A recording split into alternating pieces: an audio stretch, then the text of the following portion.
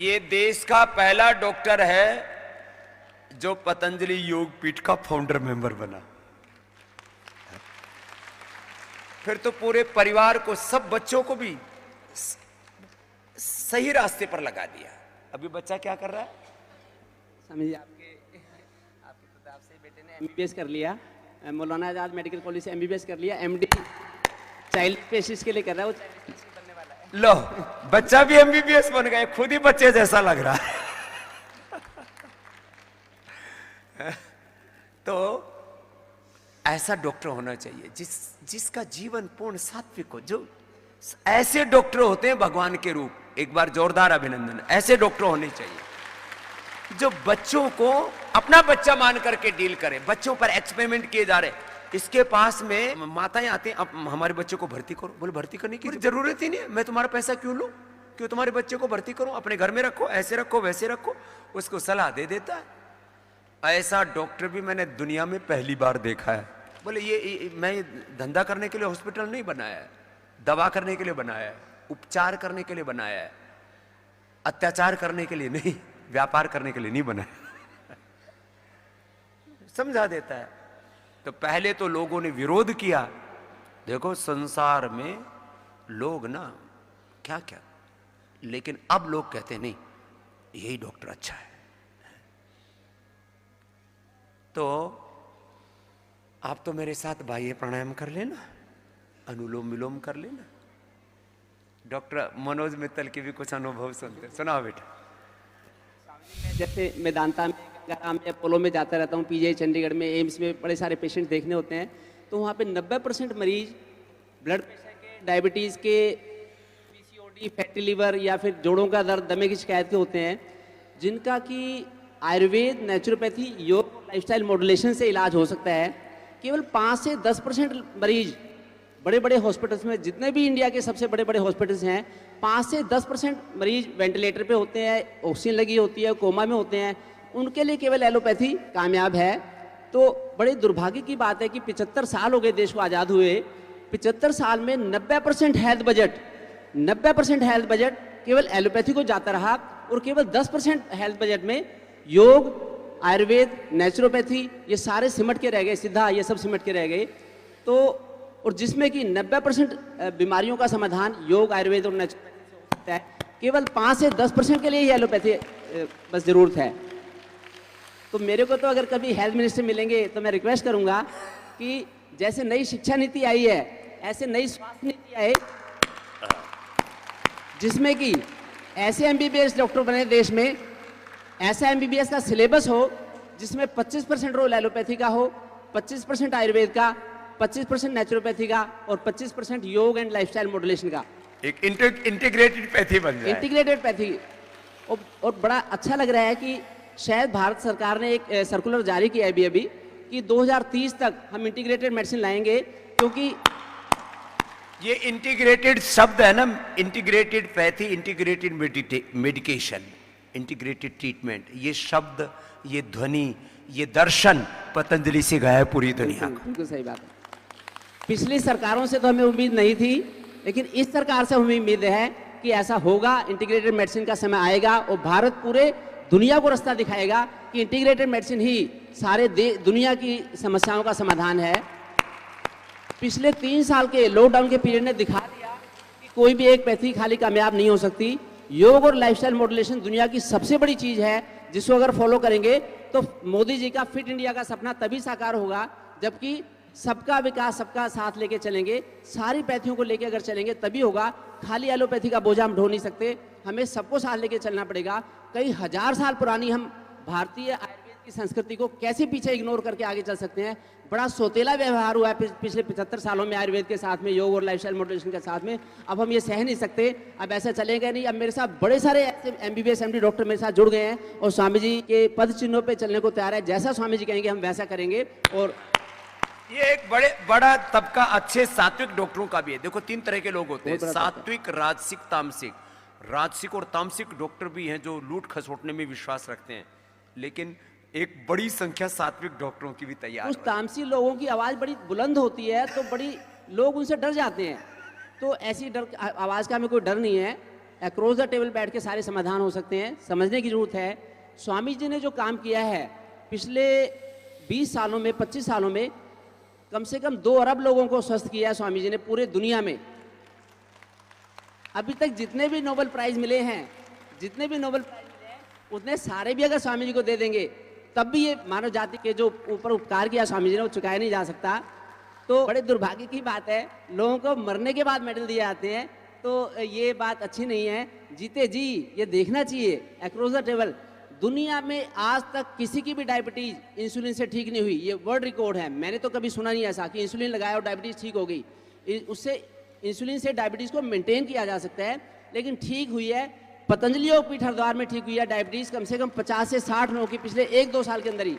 और अगर कहीं और ठीक होती तो नोबेल प्राइज भी दिया जाता, भारत रत्न भी दिया जाता उनको। लेकिन चलो आज नहीं तो कल कभी ना कभी ये चीज़ समझ में आएगी। हम तो अपना अच्छा काम करते रहेंगे, दुनिया देखेगी और इतिहास भी इसको याद रखेगा। 500, 700, 1000 साल तक इतिहास इस चीज़ को याद रखेगा कि कहाँ पे सबसे ज़्यादा लोगों को फ़ायदा हुआ, किस पैथी से फ़ायदा हुआ, किस तरह से फ़ायदा हुआ। तो कितने हजारों करोड़ों लाखों करोड़ों लोग अपनी बीमारियों के जो कगार पे थे, जिनको डायबिटीज़ होने वाली थी, जिनको ब्लड प्रेशर की दिक्कत होने वाली थी, जिनको हार्ट अटैक होने वाला था, उस चंगुल से बाहर निकल आए और कई करोड़ों लोगों का भी फ़ायदा होगा। तो इस चीज़ को हम इग्नोर नहीं कर सकते। इंटीग्रेटेड मेडिसिन ये बड़ी ज़रूरत है। मैं चाहता हूँ कि आप लोग भी, सब लोग, और जो आस्था चैनल के माध्यम से, संस्कार चैनल के माध्यम से, इंडिया टीवी के माध्यम से जो लोग देखते हैं, वो सब इस चीज़ का आगे बढ़ के वो समर्थन करें।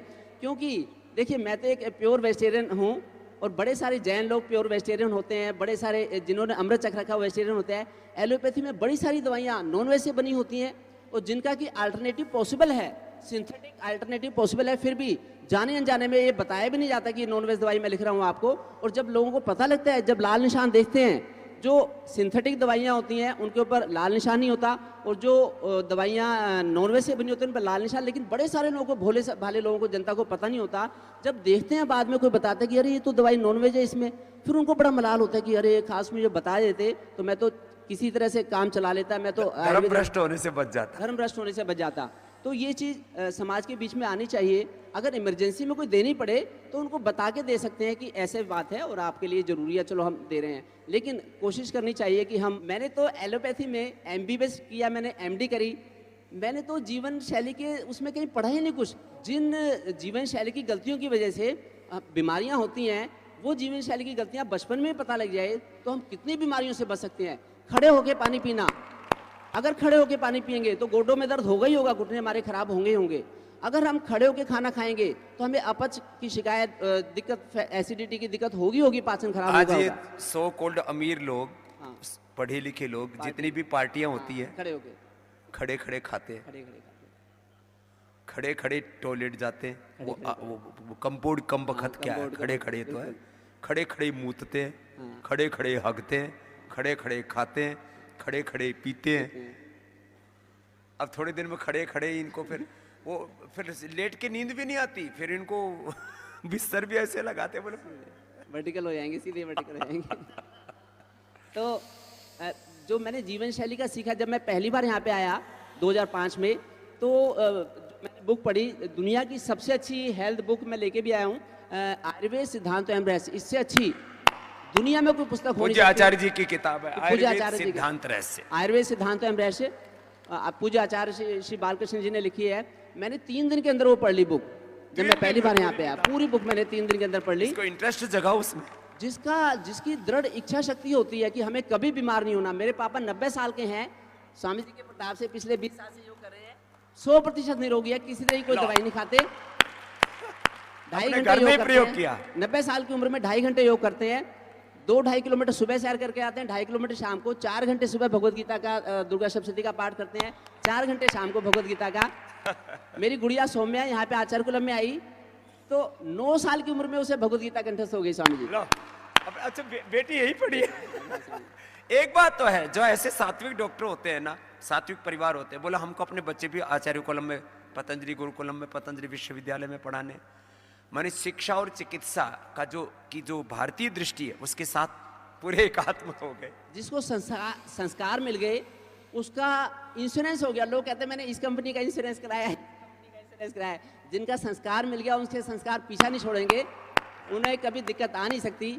डिसीज प्रूफ लाइफस्टाइल बन जाएगी जो पतंजलि में आएगा। लोग कहते हैं हम बॉम्बे घूमने जाएंगे, गोवा जो घूमने जाएंगे। मैंने तो कल रात भी यहाँ पे आते ही लाइव सेशन किया कि जिसको आना है तो पतंजलि आए। लोग गाड़ी की तो बड़ी रिपेयर करवाते हैं कि 3 महीने बाद रिपेयर सर्विस करवानी है, मुझे 6 महीने बाद सर्विस करवानी, मेरी मर्सिडीज खराब हो जाएगी। लेकिन अपनी गाड़ी की कोई रिपेयर नहीं करता।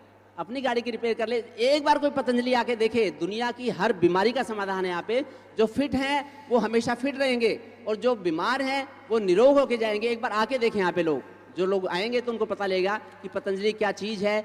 इंटरनेशनल वर्ल्ड क्लास इंफ्रास्ट्रक्चर है यहाँ की, किसी चीज़ की कमी नहीं है। बस लोगों को जागरूकता की जरूरत है। जितने भी लोग मेदांता, गंगाराम, अपोलो और पीजीआई में, एम्स में दाखिल होते हैं, उनमें जो क्रोनिक डिसीज के पेशेंट हैं, जो यहाँ आएगा वो उसका लाभ उठाएगा। बस मन की दृढ़ इच्छा शक्ति होनी चाहिए। कोई जबरदस्ती तो किसी को योग करा नहीं सकता।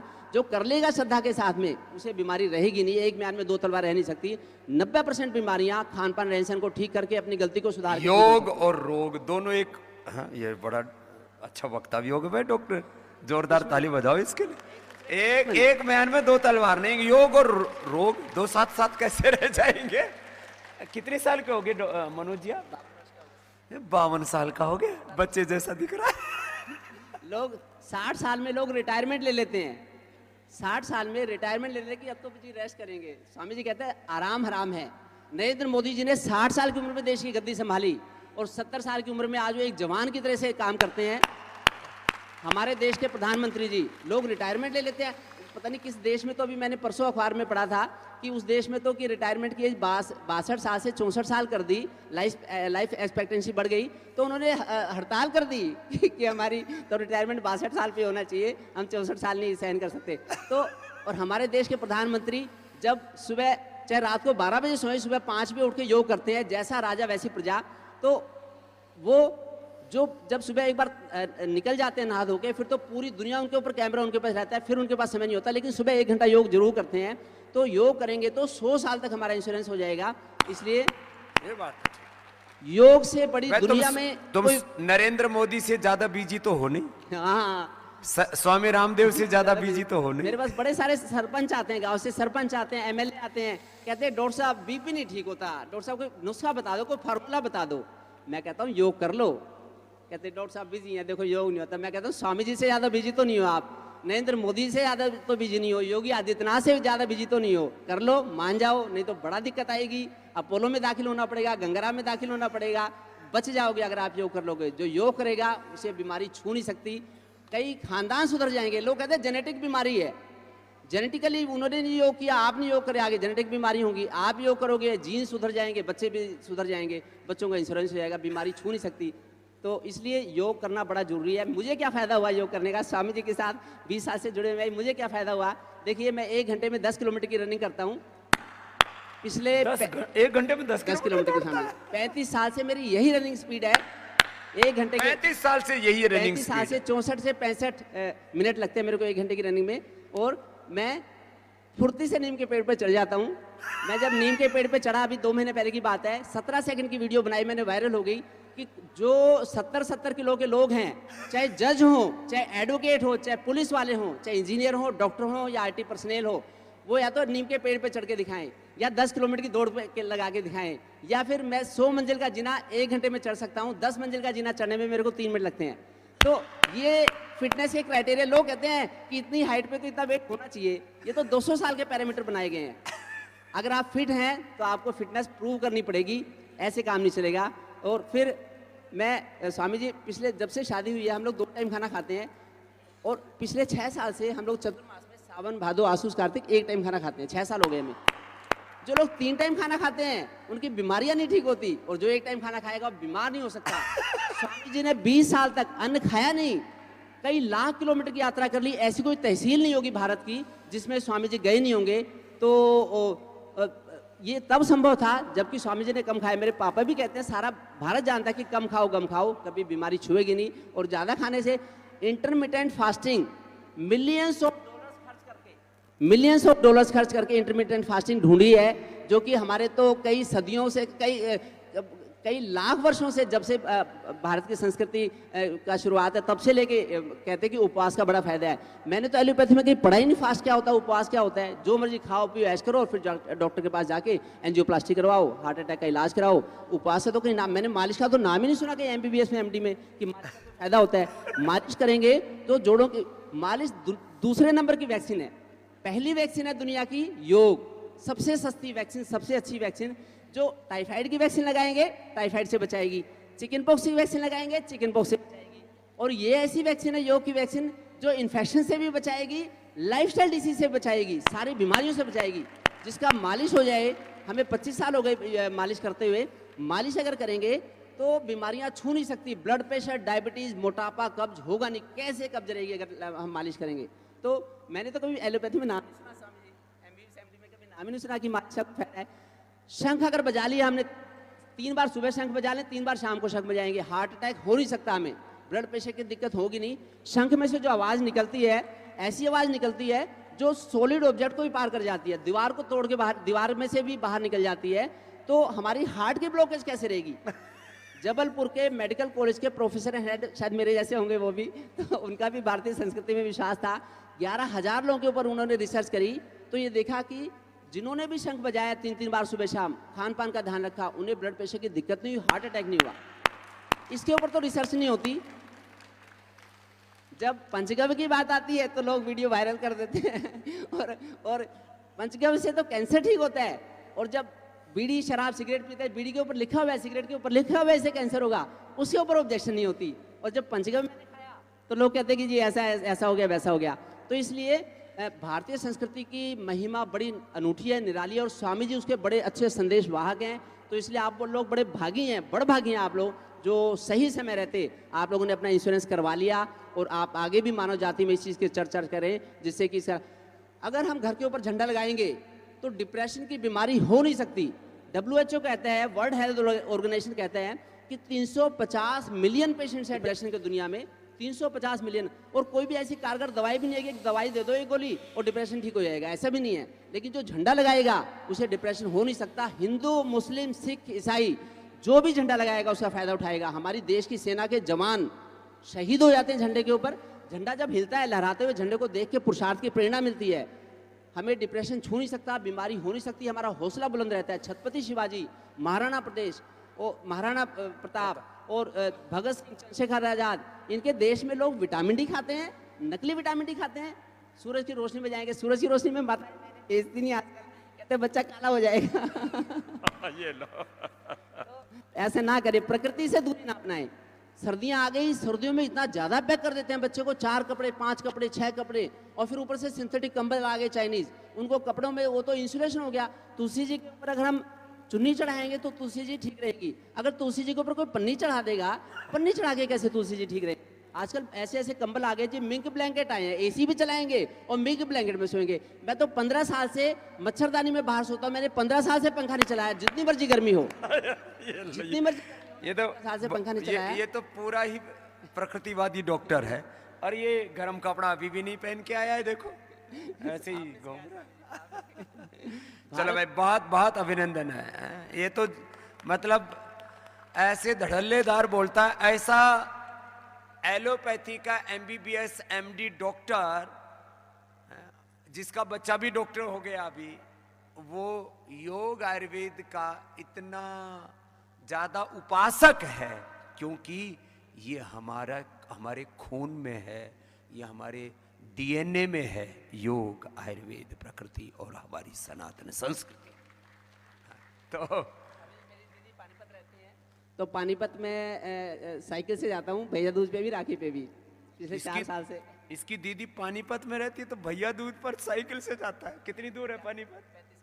35 किलोमीटर है, साइकिल से जाता है। बोले क्यों प्रदूषण फैलाया? और स्वामी जी, मेरा ना कुरुक्षेत्र में मैं सरोवर में स्नान के लिए जाता हूँ कार्तिक के महीने, पूरा कार्तिक महीने। लोग कहते हैं ठंड है, सर्दी है, अक्टूबर नवंबर का महीना है, मैं तो कार्तिक में सरोवर में डूब के आता हूँ 4 साल, पूरा 100 महीना। तो पहले तो इसको लोग पागल बोलते थे, अब कहते हैं यही डॉक्टर सच्चा डॉक्टर है। चलो जोरदार अभिनंदन।